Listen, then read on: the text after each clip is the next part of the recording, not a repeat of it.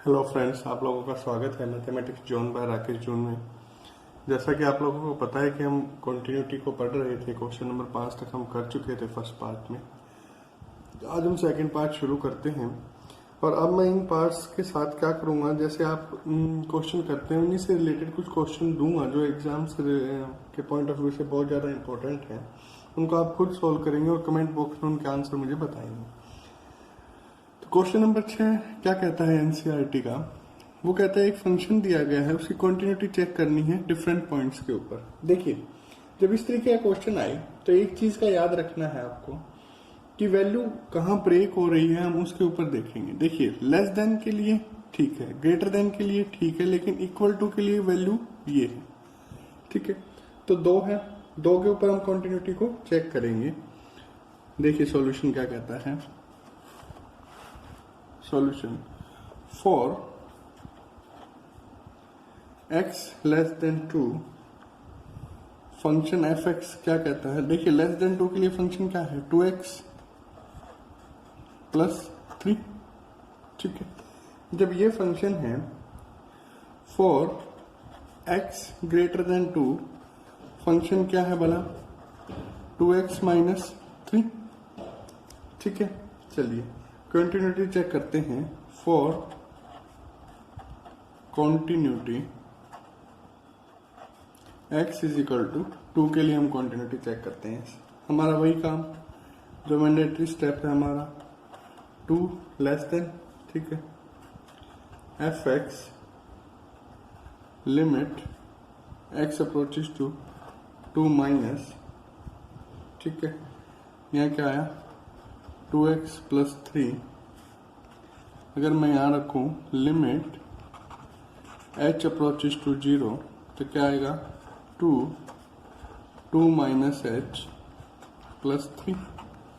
ठीक है, तो यहाँ से क्या आएगा 4 माइनस 2h प्लस 3, यानी कि क्या आ गया 7 माइनस 2h। और यहाँ सब में क्या है h approaches to 0, h approaches to 0, तो 7 आ गया लेफ्ट हैंड लिमिट। ठीक है, अब मैं राइट हैंड लिमिट की बात करता हूँ। Limit x approaches to 2 plus f x is equal to limit x approaches to 2 plus, और फंक्शन मेरा है 2x माइनस 3। ठीक है, तो यहाँ क्या आएगा, अगर मैं देखूँ तो वैल्यू आएगी 2 plus h minus 3, h approaches to 0, 4 plus 2h minus 3, क्या आ गया 1 प्लस 2h, और h अप्रोचेस टू अगर मैं 0 रखता हूँ तो वैल्यू आ गई 1। तो left hand limit right hand limit के इक्वल नहीं आई। Left hand limit is not equal to right hand limit, so function is discontinue. ठीक है, आई बात समझ में, कोई दिक्कत नहीं होगी इसके ऊपर शायद। अब बात करते हैं हम नेक्स्ट न्यूमेरिकल की। नेक्स्ट न्यूमेरिकल क्या कहता है हमारा, देखते हैं। देखिए, नेक्स्ट न्यूमेरिकल कहता है मोड ऑफ एक्स। इसके बारे में थोड़ी सी बात कर लेते हैं, बड़ा इंपॉर्टेंट सा न्यूमेरिकल बनता है। F x is equal to mod of x plus 3 if x less than equal to minus 3, minus 2x if minus 3 less than x less than 3, 6x plus 2 if x greater than equal to 3। Function ये continuous होगा या नहीं होगा, main बात ये आती है। देखिए, वैसे तो ये दिख ही रहा है कि डिसकंटिन्यू फंक्शन होगा, क्योंकि हर एक के लिए वैल्यू अलग अलग आ रही है। लेकिन फिर भी हमें, क्योंकि क्वेश्चन एज ए पेपर हमें सॉल्व करना होता है, तो हम इसको अच्छे से सॉल्व करके दिखाएंगे कि किस तरीके से ये फंक्शन डिसकंटिन्यू हो सकता है। ठीक है, चलिए फंक्शन की अगर मैं बात करूँ, डिफाइन करूँ, तो फंक्शन मेरा क्या होगा। देखिए, at x is equal to minus 3। ठीक है, माइनस 3 के ऊपर जब मैं फंक्शन को लेता हूँ तो मेरा फंक्शन क्या कहता है, limit x approaches to -3 minus, ठीक है, mod of x plus 3 limit h approaches to 0 mod of -3 minus h plus 3, ठीक है। कोई दिक्कत नहीं। अगर कोई दिक्कत नहीं तो जब मैं यहाँ रखूँगा -3 minus 0 plus 3 -3 mode plus 3, mode की वैल्यू प्लस हो जाती है तो यह क्या होगी 6, ठीक है, नो प्रॉब्लम एट ऑल। अब मैं लेता हूँ limit x approaches to 3 plus, ठीक है। जैसे ही मैंने 3 प्लस ली तो देखिए फंक्शन क्या होगा, 2x, ठीक है। प्लस की वैल्यू के लिए क्या होगा फंक्शन, माइनस का 2x, तो क्या आएगा -2x limit h approaches to 0 -2 h, ठीक है। तो यहां क्या आएगा,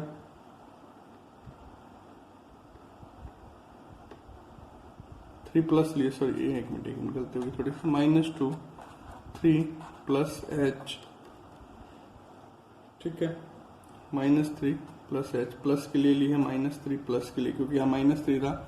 जब देखिए लेस देन -3 था फंक्शन ये था, -3 से ऊपर +3 तक जब जाएंगे तो फंक्शन क्या होगा, -3 प्लस h, तो यहाँ क्या हो जाएगा +6, और h अप्रोचेस तो अगर मैं 0 लगाऊंगा तो यहाँ 0, तो वैल्यू क्या आ गया +6, ठीक है, कोई दिक्कत नहीं। अब हम रख के देखते हैं वो फंक्शन, तीसरी जो हमारी कंडीशन आती है कि f-3, जैसे ही मैंने फंक्शन के अंदर रखा तो f-3 के लिए फंक्शन होगा कौन सा। सबसे जब पहली बात आती है वो -3 के लिए फंक्शन को ढूंढना है, और -3 के लिए फंक्शन होगा आपका ये वाला, ठीक है। तो रखिए -3 प्लस 3 इज इक्वल टू 6, ठीक है। तो क्या पता चला हमें यहाँ से, फंक्शन कॉन्टिन्यूअस है किसके ऊपर, x इज इक्वल टू -3 के ऊपर, ठीक है। अब बात करेंगे हम +3 की, ठीक है, क्योंकि ब्रेक हो रही है ना, जो आपकी कॉन्टिन्यूटी है वो -3 और फिर +3 और फिर +3, 3 बार ब्रेक हो रही है। तो हम देखेंगे +3 के लिए, तो limit x approaches to 3 minus, जब हम 3 माइनस के लिए लेंगे तो देखिए 3 माइनस क्या होता है फंक्शन 2x, ठीक है। जैसे ही 3 माइनस लेंगे तो लिमिट x अप्रोचेस टू यहाँ जाएगा 2x, ठीक है। तो क्या आया इज इक्वल टू माइनस का 2x, सॉरी है -2 3 minus h is equal to h approaches to 0, तो यहाँ से आ जाएगा -6, ठीक है। अब लेंगे limit x approaches to 3 plus, और 3 प्लस के लिए 3 से ऊपर जब जाएंगे तो फंक्शन क्या रहेगा 6x plus 2, 6x plus 2 is equal to 6 3 plus h plus 2 h approaches to 0, यहाँ आ गया 18 प्लस 6h प्लस 2, तो यहाँ आ जाएगा 20, ठीक है। तो यहाँ से हमें क्या पता चला कि left hand limit is not equal to right hand limit, hence function is discontinue for x is equal to 3, ठीक है, कोई दिक्कत नहीं। चलिए अब हम करते हैं क्वेश्चन नंबर 8। बड़ा इंपॉर्टेंट सा ये क्वेश्चन है, बहुत बार आता है, और इससे रिलेटेड क्वेश्चन भी काफ़ी हैं बुक्स के अंदर, जो आपकी रेफरेंस बुक है उसके अंदर। क्वेश्चन नंबर है 8, क्या कहता है f(x) इज इक्वल टू क्या है बोला, mod of x by x if x not equal to 0, 0 if x is equal to 0। तो इसकी कॉन्टिन्यूटी हमें चेक करनी है भाई। देखिए अगर मैं फंक्शन की बात करूं, थोड़ी छोटी सी अगर मैं बात करूं इसके लिए, तो देखिए अगर मैं देखूं तो इसको मैं दो ही चीजों में लिख सकता हूँ भाई, x नॉट इक्वल टू 0 है, यानी कि या तो x ग्रेटर देन 0 होगा या फिर x लेस देन 0 होगा। मानते हो ये बात? अगर x ग्रेटर देन 0 है तो इसका मतलब क्या होगा, x बाय x लिख सकता हूँ इसको मैं, is equal to 1 x greater than 0 के लिए, ठीक है। और लेस देन 0 है तो माइनस एक्स बाय एक्स, अगर मैं काटूंगा -1 x लेस देन 0 के लिए, और 0 क्या होगा, x इज इक्वल टू 0 के लिए, ठीक है, कोई दिक्कत नहीं। तो अगर मैं बात करूं तो ये जो फंक्शन है ये कॉन्टिन्यूस तो हो ही नहीं सकता, पहली बात तो। क्यों? क्योंकि देखिए जब मैं 0 माइनस की तरफ जाऊंगा वैल्यू आएगी -1, 0 प्लस की तरफ जाऊंगा वैल्यू आएगी 1, और 0 के ऊपर वैल्यू क्या है, 0।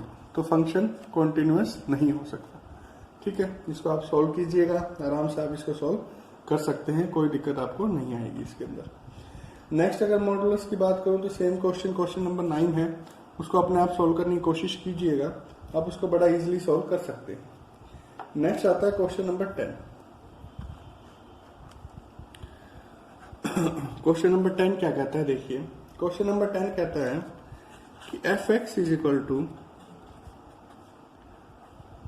आपका है x plus 1 if x greater than equal to 1, x square plus 1 if x less than equal to 1, ठीक है। हमें कॉन्टिन्यूटी चेक करनी है भाई, इसकी किस तरीके से चेक करेंगे उस तरीके को देखते हैं हम लोग, ठीक है। क्या कहता है,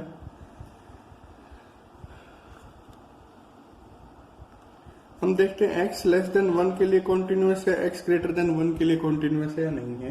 अगर हम ये चीज फाइंड आउट करने में कामयाब हो गए तो हमें इसकी कॉन्टिन्यूटी का पता चल जाएगा। देखते हैं भाई, लिमिट x अप्रोचेस टू, सबसे पहले मैं प्लस लिमिट लेता हूं 1 प्लस के लिए जब जाऊंगा तो ग्रेटर देन इक्वल टू क्या होगा, x प्लस 1 फंक्शन होगा, ठीक है। तो ले लेता हूं x plus 1 is equal to limit h approaches to 0 1 plus h plus 1, तो यहां से अगर मैं देखूंगा तो क्या आ जाएगा, 2, ठीक है। अब देखता हूं 1 माइनस के लिए, limit x approaches to 1 minus के लिए जो फंक्शन होगा तो क्या होगा, x स्क्वायर प्लस 1 रख देता हूं, क्या आएगा, x square plus 1 limit h approaches to 0 1 plus h square plus 1, यहां से आएगा 1 plus h square plus 2h plus 1, ठीक है। तो h की वैल्यू जब मैं 0 रखूंगा तो क्या आ गया, 2, ठीक है, कोई दिक्कत नहीं। दोनों कंडीशन क्लियर होगी अभी तक, लेफ्ट हैंड और राइट हैंड। अब मैं f1 रखता हूं, इज इक्वल टू 1 के लिए क्या है, x प्लस 1 फंक्शन, ठीक है। तो क्या आएगा, x प्लस 1, यहां मैं रखता हूं 1 प्लस 1 इज इक्वल टू 2।